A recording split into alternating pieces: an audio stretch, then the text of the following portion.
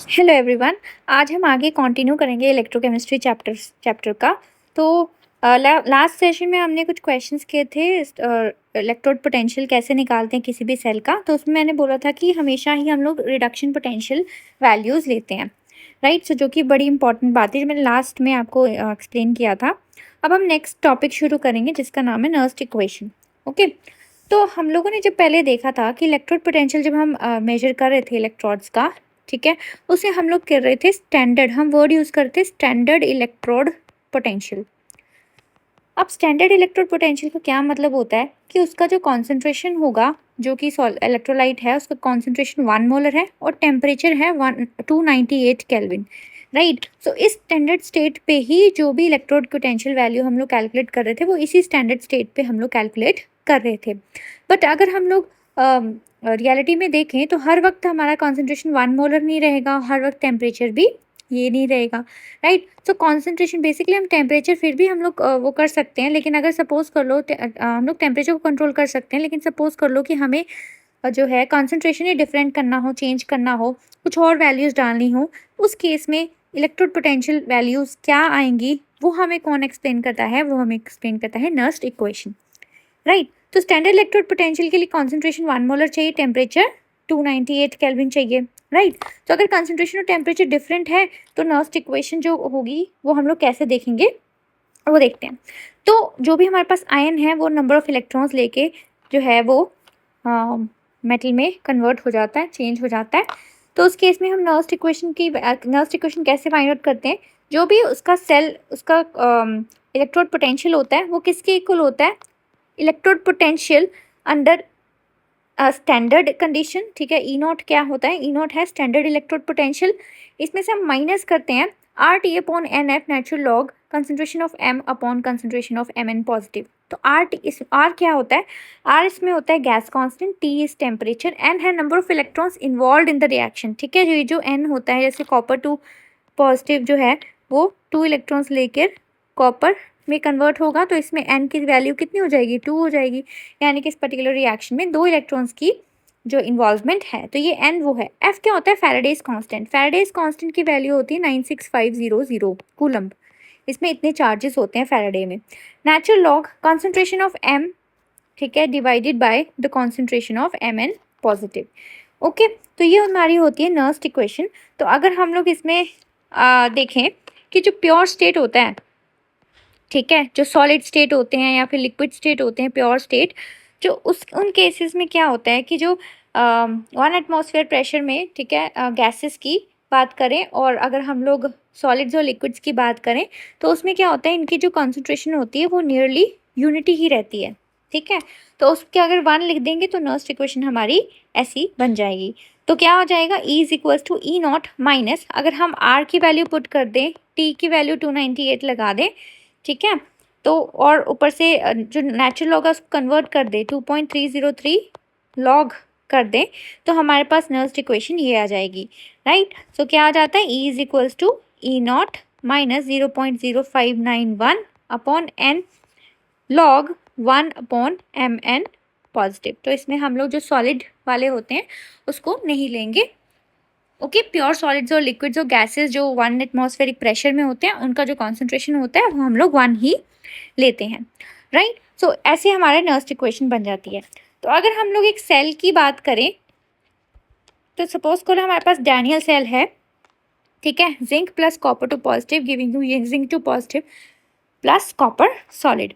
तो जिंक का जो इलेक्ट्रोड है उस केस में रिएक्शन क्या हो जाएगी कि जिंक जो है, जिंक टू पॉजिटिव, उसने 2 इलेक्ट्रॉन्स लिए और वो बन गया जिंक, ठीक है, ये इसका इलेक्टिव हो जाएगी, राइट। तो इसमें जो ये होगा जिंक का electrode potential, it will be equal to E naught standard electrode potential zinc का, ठीक है, minus R T upon 2F natural log 1 upon Zn 2 positive का कॉन्सेंट्रेशन, ओके। तो अगर हम लोग नेचुरल लॉग इसमें Zn 2 पॉजिटिव को न्यूमरेटर में शिफ्ट करते हैं तो ये हो जाएगा प्लस में और ये ऊपर चला जाएगा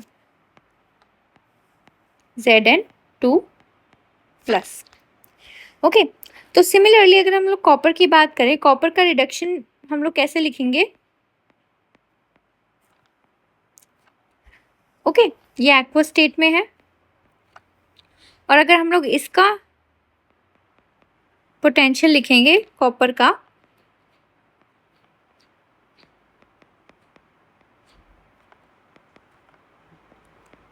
ई नॉट स्टैंडर्ड स्टेट में कॉपर का reduction potential value plus RT 2F natural log copper two positive.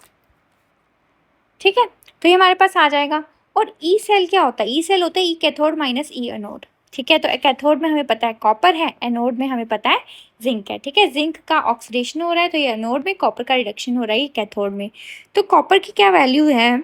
Copper की वैल्यू है E not copper two positive copper plus RT upon 2F natural log copper two positive minus E not, अब हम zinc का लिखेंगे Zn two positive Zn, अब minus किया तो दोनों चीज़ माइनस हो जाएंगी, RT upon 2F natural log zinc two positive.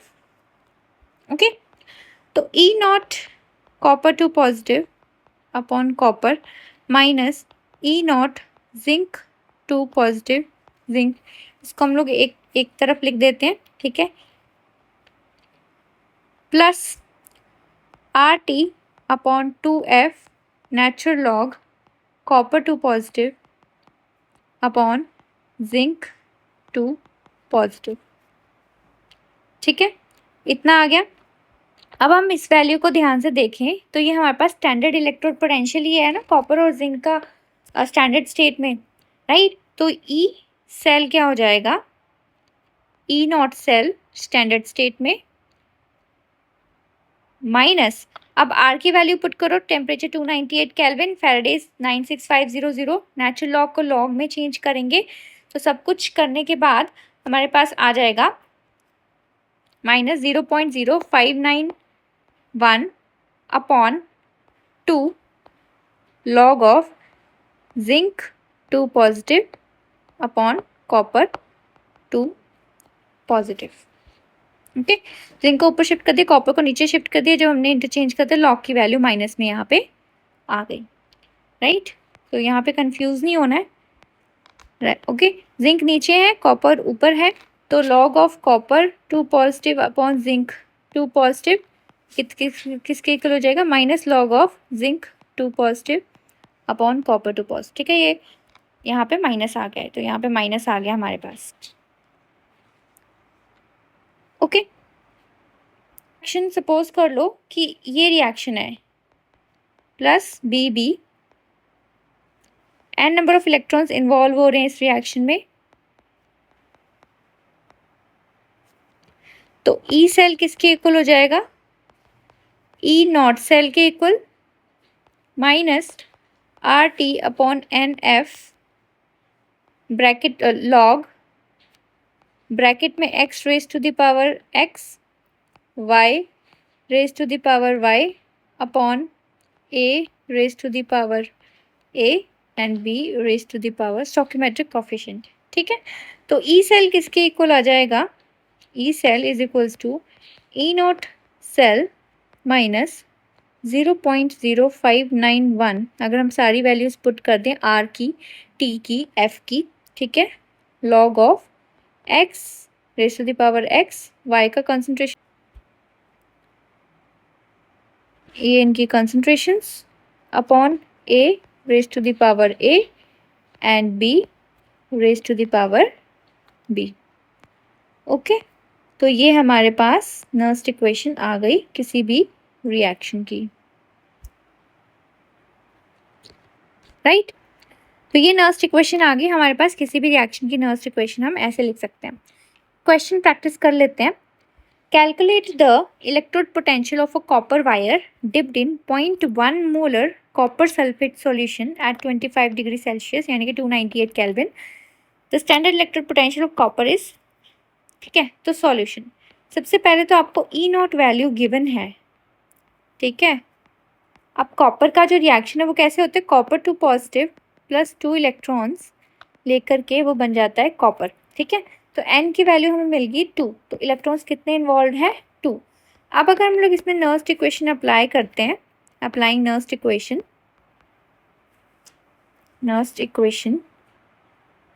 तो हमारे पास E सेल कितना हो जाएगा, E0 minus 0.0591 upon 2 log of 1 upon copper 2 positive. ठीक है, 1 अपॉन कॉपर 2 पॉजिटिव। तो E is equals to E0 हमें गिवन है 0.0591 अपॉन 2। अब देखो लॉग ऑफ कॉपर 2 पॉजिटिव कितना है 0.1 मतलब कि 10⁻⁻1। अगर ये ऊपर जाएगा +1 हो जाएगा लॉग ऑफ 10। लॉग 10 1 होता है। ठीक है, तो सिंपल सा क्वेश्चन था ये, -0.0294 ठीक है, तो आंसर कितना आ जाएगा 0.31045 वोल्ट। ओके, ये हमारे पास आंसर है। सिंपल सा क्वेश्चन था, उसका सिंपल सा आंसर है। नेक्स्ट क्वेश्चन हम देखते हैं, right Nernst equation and EMF of the cell at 298 kelvin. अब ये जो क्वेश्चन है ये NCERT बेस्ड है। ठीक है, तो अब देखो नर्स्ट इक्वेशन आपने निकालनी है मैग्नीशियम का। अच्छा, मैग्नीशियम का हम लोग लिख देते हैं E0 मैग्नीशियम 2 पॉजिटिव, मैग्नीशियम ये आपको गिवन है -2.37 volt and E0 copper 2 positive, copper is equals two plus 0.34 volt. Right, तो अब इसका सॉल्यूशन देखते हैं हम लोग। तो नर्स्ट इक्वेशन आपने लिखनी है। सबसे पहले तो नर्स्ट इक्वेशन लिखते हैं इसका। ठीक है, अब आप इसकी रिएक्शन देखो। ये हमको पता है कि ये एनोड वाला पार्ट है, यानी कि ये ऑक्सीडेशन हो रहा है, और ये हमें पता है कि ये कैथोड वाला पार्ट है। ठीक है, तो एनोड ऑक्सीडेशन हो रहा है, तो मैग्नीशियम जो है वो ऑक्सीडाइज कर रहा है किसमें, मैग्नीशियम 2 पॉजिटिव में, जिसकी कॉन्सेंट्रेशन है 0.001 मोलर। ठीक है, यहाँ पे ये सॉलिड में, यहाँ पे कॉपर 2 पॉजिटिव जो कि एक्वस कंडीशन में है, इसका कॉन्सेंट्रेशन कितना है, कॉन्सेंट्रेशन जो है वो है 0.0001 मोलर। ठीक है, इसका कॉन्सेंट्रेशन भी हम नीचे लिख देते हैं 0.001 मोलर। ठीक है, मैग्नीशियम का, मैग्नीशियम 2 पॉजिटिव। राइट, तो ये है एक्वस, प्लस कॉपर जो है वो हो रहा है रिड्यूस। राइट, तो हम लोग, ये हमारे पास सेल आ गया, ये हमारे पास सेल रिएक्शन आ गई। अब हमें नर्स्ट इक्वेशन लिखनी है। नर्स्ट इक्वेशन कैसे लिखेंगे, नर्स्ट इक्वेशन क्या था, E cell is equals to E0 cell minus 0.0591 upon n। अब देखो n में क्या होगा कि इसमें कितने नंबर ऑफ इलेक्ट्रॉन्स इन्वॉल्व हो रहे हैं। आपको पता है 2 पॉजिटिव से ये 0 में जा रहा है। ठीक है, ये 0 से 2 पॉजिटिव में जा रहा है, तो इसका मतलब number of electrons involve are 2। ठीक है, log of Mg2 positive upon copper 2 positive. ठीक है, अब हम लोग सबसे पहला काम है E0 सेल निकाल देते हैं। E0 सेल किसके इक्वल होता है, E cathode minus E anode के। तो कैथोड का कितना है, E कैथोड। अब कैथोड में कौन है, जी रिडक्शन कहाँ हो रही, कॉपर वाले में, तो कॉपर वाला कैथोड है, यानी कि ये 0.34 माइनस E एनोड क्या, -2.37, तो हो जाएगा 0.34 प्लस 2.37, ये 7 8 9 10 11 3 3 6 7.2 2.71 वोल्ट जो है वो इसका ई से E0 सेल आ गया। ठीक है,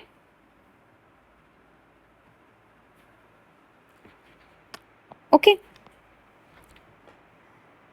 अब हम यहाँ पे पुट कर देते हैं वैल्यू 2.71 वोल्ट, 2.71 ही लिखते हैं, minus 0.0591 upon 2 log of Mg2 positive का कितना कंसंट्रेशन, 10⁻³ कॉपर 2 पॉजिटिव का 10⁻⁻4।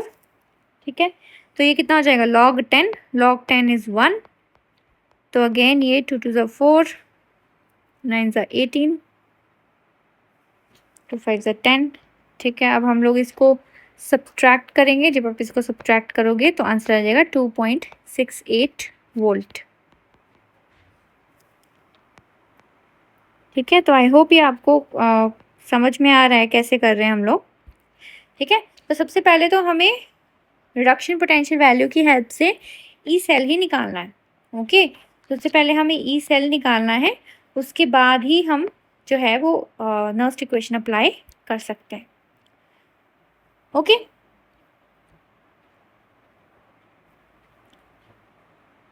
राइट। तो हम लोग क्या कर सकते हैं, हमें ई सेल भी गिवन हो सकता है, ई सेल गिवन हो सकता है, हमें इसकी कंसंट्रेशन भी फाइंड आउट कर सकते हैं, हमें सब कुछ गिवन है, नंबर ऑफ इलेक्ट्रॉन्स इन्वॉल्व ये भी फाइंड आउट कर सकते हैं। ओके, सो आई होप आपको नर्स्ट इक्वेशन का सारा डेरिवेशन और हमने जो क्वेश्चंस किए हैं वो आपको समझ में आ गए हों। आप इससे रिलेटेड और क्वेश्चंस प्रैक्टिस करो और हम नेक्स्ट सेशन में आपसे मिलेंगे। Okay, bye bye everyone.